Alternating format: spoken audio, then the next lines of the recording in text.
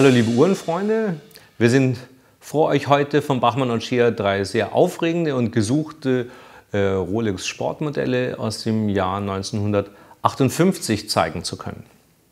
Die erste, auf die ich eure Aufmerksamkeit richten möchte, ist eine ganz berühmte, die sogenannte James Bond Submariner Big Crown, die Sean Connery in den ersten James Bond Filmen von Dr. No bis Feuerball trug. In dem Fall sogar mit einem Four-Line-Dial. Sehr aufregend, sehr gefragt und ultra sexy. Diese Big Crown hat die Original-Brevet-Krone noch drauf, keine Service-Krone, unbezahlbare Ersatzteile. Ein weiteres tolles Merkmal bei dieser Submariner Four-Line ist der wunderbare Lollipop-Zeiger, den man hier, glaube ich, gut sehen kann. Der Sekundenzeiger, der mit einem großen Bubble endet.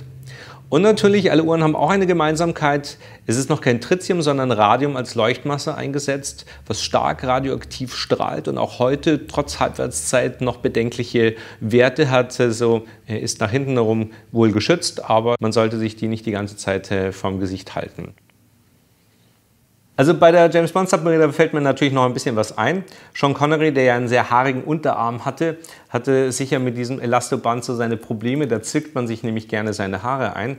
Und wie man in diesem wunderbaren Buch sehen kann, hat er sie an einem Stoffband getragen. Und James Bond hatte auch noch kein Sixpack und hatte auch noch echt Haare auf der Brust. Damals war Brustbehaarung und Bauchspeck noch sexy. Ein seltenes Detail heute in Kinofilmen. Unter Sammlern gilt die Big Crown Four-Liner James Bond Submariner wohl als einer der Mega-Ikonen und nicht zu Unrecht.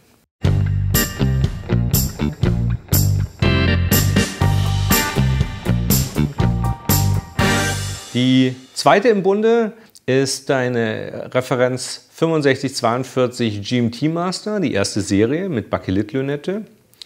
Eine wunderbare Uhr, die durch den Kontrast von dem schönen Bakelit zum Glanzblatt lebt. Die Uhr ist auch als James Bond Uhr bekannt, aber anders wie die Submariner wurde sie nicht von Sean Connery getragen, sondern in dem Fall von Honor Blackman in dem James Bond Abenteuer Goldfinger.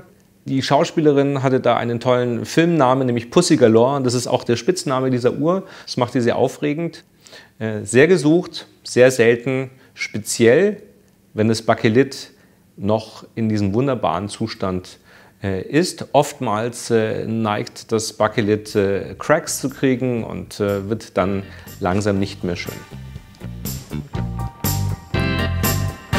Die dritte Uhr ist nur aus dem Hause Rolex, nur unter Anführungsstrichen. Das ist eine Tudor, die Schwester- oder Tochterfirma von Rolex, mit Rolex Gehäuse und Rolex Krone.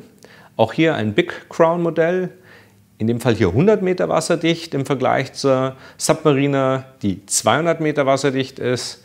Eine wunderbare, sehr seltene und mittlerweile ultra gefragte Sammleruhr. Ein ganz frühes und wunderbar erhaltenes Zifferblatt.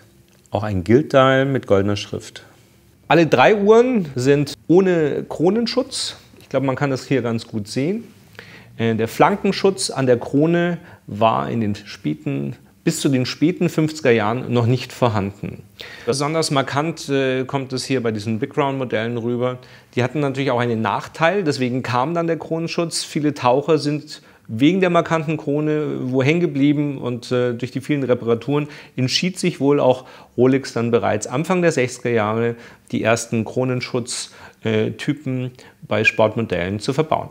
Alle drei Uhren befinden sich in einem ganz hervorragenden Zustand. Das sind Sammlerzustände, die man sich erträumt. Meistens sind es Uhren, die so alt sind, deutlich stärker abgetragen, haben Flecken auf dem Zifferblatt oder Macken oder vor allen Dingen Ersatzteile, die im Laufe der Jahrzehnte durch Rolex Services ausgetauscht wurden. Damals ein ganz normaler Prozess. Heute suchen die Sammler natürlich diese Uhren im Originalzustand, ohne Serviceteile.